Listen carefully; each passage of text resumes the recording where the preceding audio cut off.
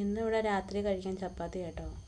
ചേട്ടായി വന്നപ്പോൾ വെളിച്ചെണ്ണ വാങ്ങിയിട്ട് വന്നിട്ടുണ്ടായിരുന്നേ. വെളിച്ചെണ്ണയ്ക്ക് ഭയങ്കര വിലയായതുകൊണ്ടേ ഒട്ടും കളയുന്നില്ല, ഊറ്റി ഇറക്കാൻ വേണ്ടി ഞാനവിടെ വെച്ചിരിക്കുക കേട്ടോ. അപ്പോൾ അതാ പാല് വാങ്ങിയിട്ട് വന്നിട്ടുണ്ടായിരുന്നു, ചായ റെഡിയായി കേട്ടോ. അപ്പം എനിക്കും ചേട്ടായിക്കും ആദ്യകൂട്ടിനും ചായയാണ്. പാറൂസിന് പാലും വെള്ളം മതി എന്ന് പറഞ്ഞിട്ട് അവൾക്ക് പാലെടുത്തു കേട്ടോ. ആ അടുപ്പത്ത് തന്നെ ഞാൻ മുട്ട പുഴുങ്ങാനുള്ളതും വെച്ചിട്ടുണ്ട് കേട്ടോ. അപ്പോൾ ഇന്ന് ഞങ്ങൾക്ക് ചായയുടെ കൂടെ കഴിക്കാൻ വേണ്ടി കപ്പലണ്ടിയാണ് വാങ്ങിയിട്ട് വന്നത്. അപ്പോൾ ചായയും കപ്പലണ്ടിയൊക്കെ ആയിട്ട് ഹാളിൽ വന്നിരുന്ന് ഞങ്ങളിതാ കഴിക്കുക കേട്ടോ. കുറച്ച് നേരം കാര്യമൊക്കെ പറഞ്ഞ് സിനിമയൊക്കെ കണ്ടുകൊണ്ടിരുന്ന് ഞങ്ങൾ കഴിക്കുകയാണേ. അങ്ങനെ ചൂട് ചായ കുടിച്ചപ്പം നല്ലൊരാശ്വാസം കിട്ടി കേട്ടോ. ചേട്ടായി ഇതാ അമ്മയുടെ ഫോണിൽ സംസാരിച്ചുകൊണ്ടിരിക്കുക കേട്ടോ.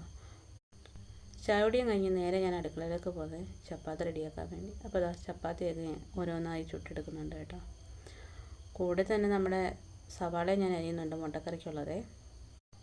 അങ്ങനെ ചപ്പാത്തിയൊക്കെ ഒരുവിധം റെഡിയായി വരുന്നുണ്ട്. അപ്പോഴത്തേന്താ നമ്മുടെ മുട്ട പുഴുങ്ങി തണുത്ത് പൊളിച്ച് റെഡിയാക്കിയാൽ വെച്ചിട്ടുണ്ട്. കറിക്കുള്ള സവാളയും അരിഞ്ഞ് വെച്ചിട്ടുണ്ട്.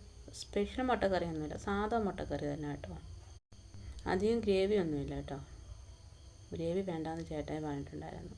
അപ്പോൾ ഇതാ ഞങ്ങൾ കഴിക്കാനിരുന്നേ. മുട്ടക്കറിയും കൂട്ടി ഞങ്ങൾ ചപ്പാത്തിയും മുട്ടക്കറിയും കൂടെ ഞങ്ങൾ കഴിക്കട്ടോ. കുടുംബസമേതം ഞങ്ങളിന്ന് കഴിക്കുകയാണേ.